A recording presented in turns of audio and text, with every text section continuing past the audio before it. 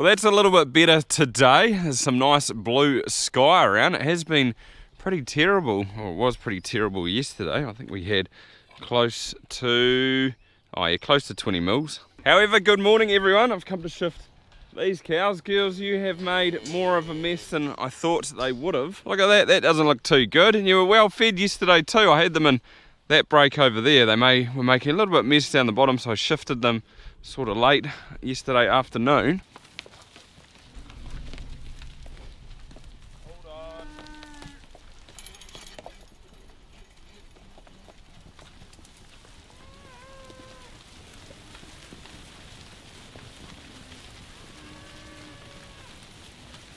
It's actually not too bad, but it's definitely slippery on foot, especially coming downhill. But these girls will be fine today. They won't need a second shift.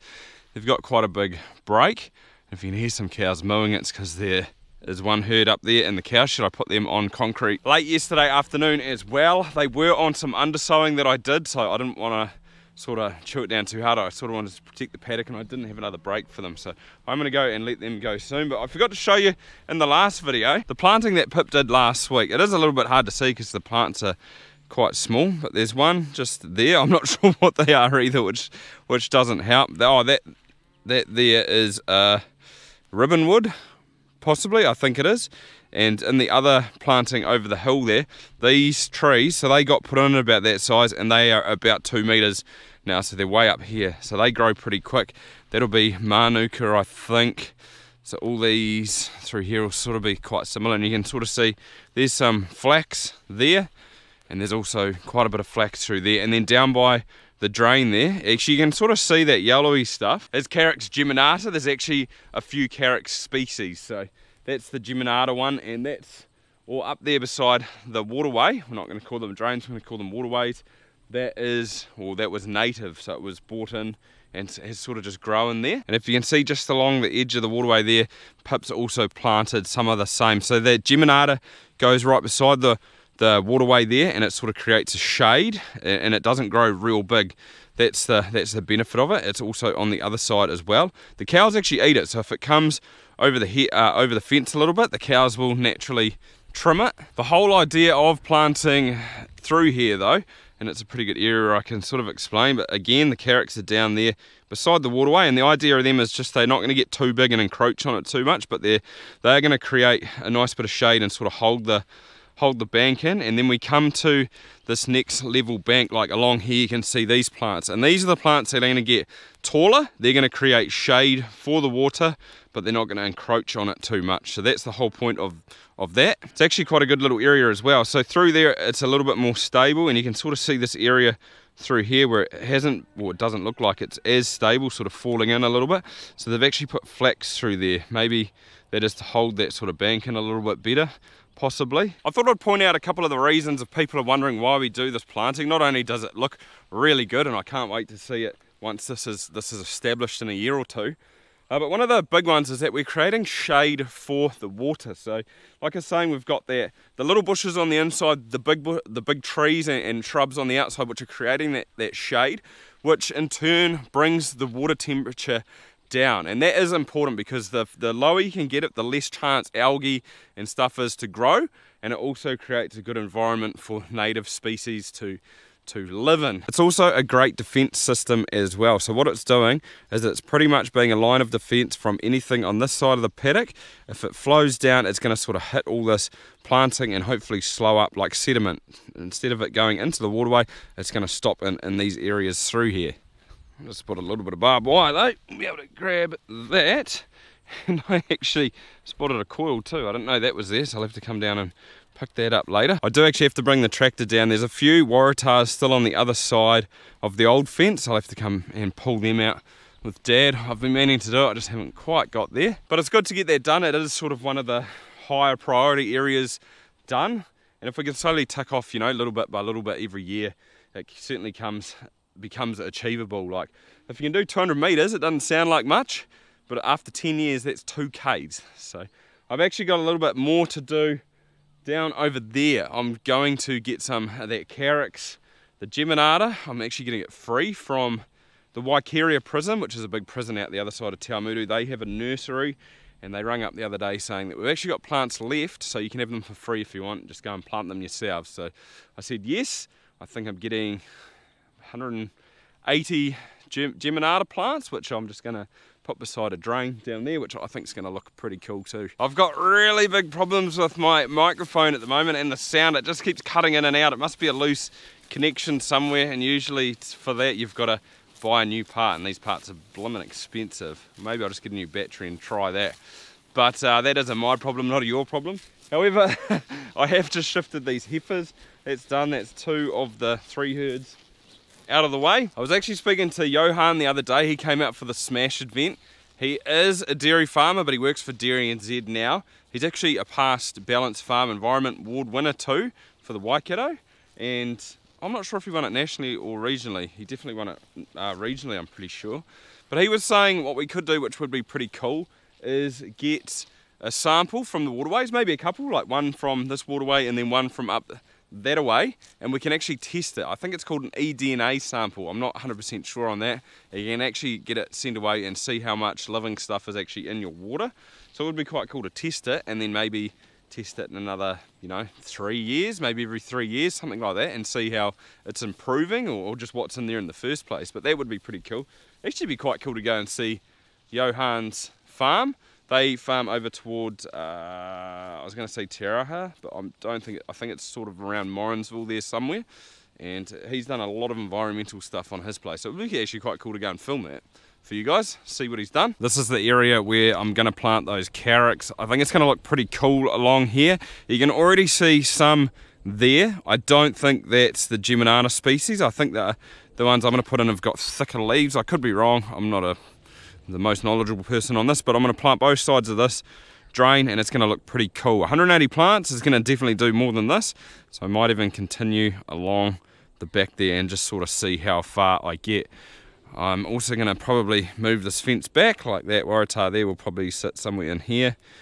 I might even get 2 rows along there, and the same with this side. I'm probably going to move this back a little bit as well, sort of move it back a metre and create a nice sort of habitat along there.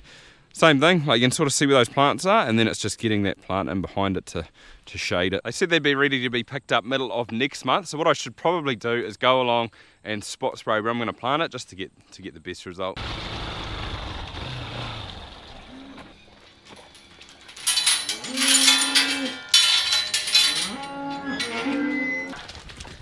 I try not to stand them off on the yard too much. It was just the weather was absolutely atrocious yesterday. So, dirty girls flicking cow poo everywhere. Hey. Jesus. Slow down.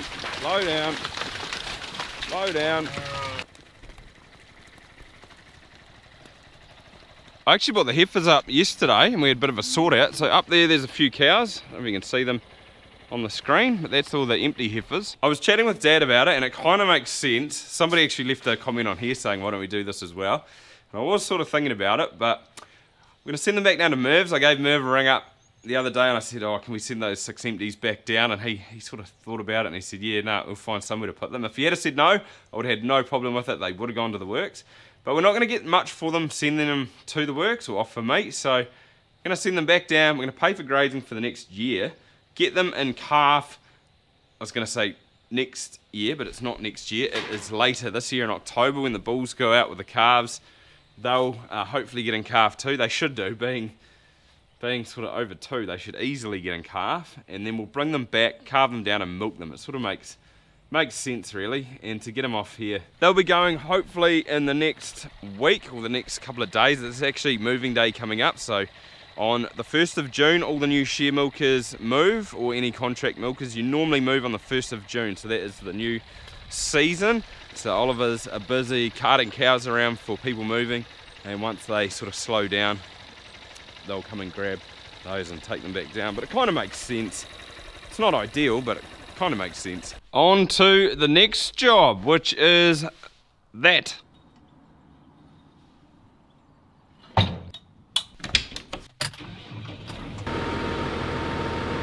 Diesel, check. I've been wanting to do this for quite a while now, but the weather sort of hasn't played ball, and when I did get the chance I was sort of busy, so today is the day. It's probably not ideal, it is still pretty muddy, but I am running out of time.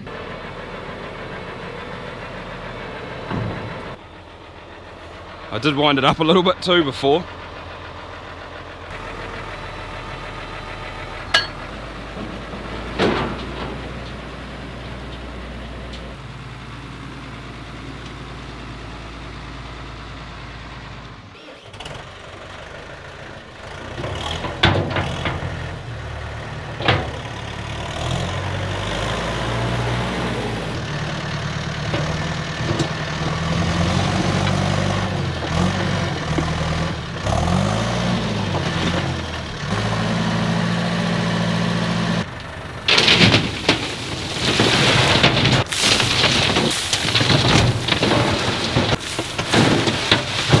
And pressed for time, unfortunately. I mean, I need to take this trailer back.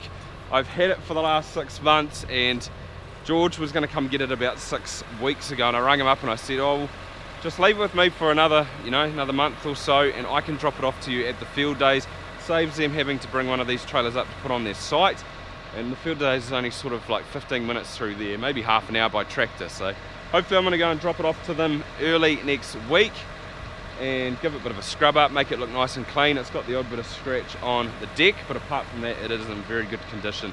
So if you are after a trailer, go and see the fellas at Scimitar Equipment. They are at site C6. It's been so awesome having it. I just think if we were going to get a trailer, I think I'd almost go to an 8 ton, maybe 10. Maybe 10's a little bit big for us, but I'd go to the twin axle and just maybe a little bit bigger. You know, just sort of future proofing. Everything's getting so big nowadays, nothing sort of tends to get smaller. I actually just spotted these though, check this out. Dad went to town before and got some new reels. He said he's going to get some new ones. I asked for geared and he's like, nah, I'm not going to get them, but he did, he got me a couple, so that's cool. Oh, these just make it so much easier in winding up. Normally he gets these, the old tried and tested. They're not geared at all, but they're cheaper and they actually do pretty good. Our fences don't tend to be real long, so those ungeared ones are fine. Definitely feel it pulling that rock, it is quite heavy.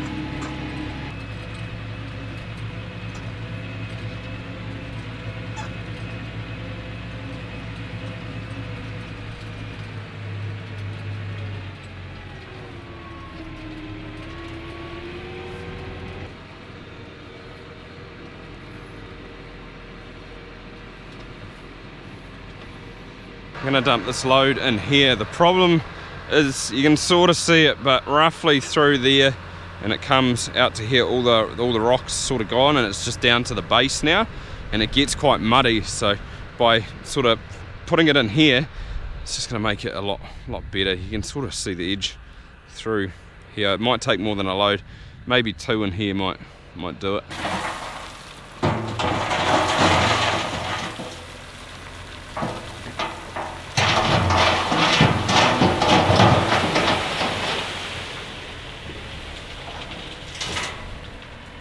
Yeah, I think I'm definitely going to need 2.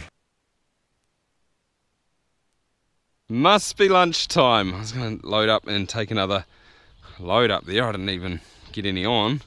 And I have hit an oil leak. You can see all the oil there on the ground.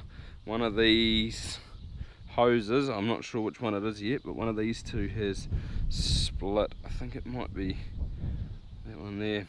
But actually quite a lot of them are gone recently. I've changed that one, I've changed that one. You can see the difference. These are a little bit thicker. I'm not sure if it's just the outside that is.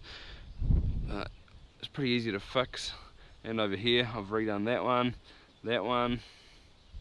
So yeah, those old ones are pretty crap. They both come up and do that ram there. So maybe the best thing might be to do is just take them both off and get them both redone, because I could see me doing one and then doing the other one. Bummer. Look at that. I went and got a couple of them. I went with 2, so now I'm just gonna go and whack them back on. I'm hoping they go on all right. What I should have done though was tied a bit of string at that end when I pulled the other 2 out, so then I could have hooked it on this and just pull it through. But hindsight's a great thing. Hopefully it's alright. It should feed down alright. Perfect. Easy as. What I probably should have done though was mark on here which one went where, because I'm not sure if that's the back one or the front one. It should be the same. So if I pull that like that, it's moving up on that ram. I would say that is the back one.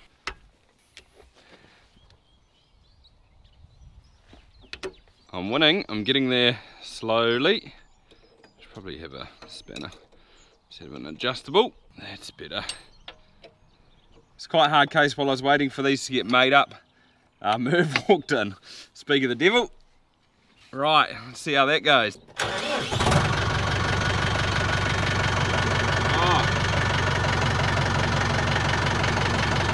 Oh. Beautiful, just like new again.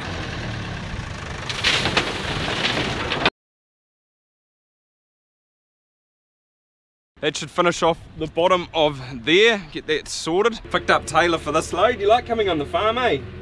Mama. Yeah, you say hi? Say hi to everyone. No, camera shy. I'm just over at the top of this planting I did, and what I'm gonna do is dump it about there roughly.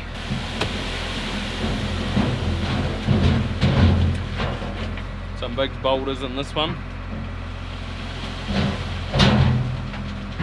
There's a bit of a dip through here. It's not too bad, like you can sort of see there is a bit of a hole in there and it's a little bit uneven sort of through there, so I'm going to sort of spread it out and just make it better through here. It's not too bad and there's definitely worse places, and it's been like that for as long as I can remember, but I just want to fix it. It'd be nice to get it real nice and smooth and looking good.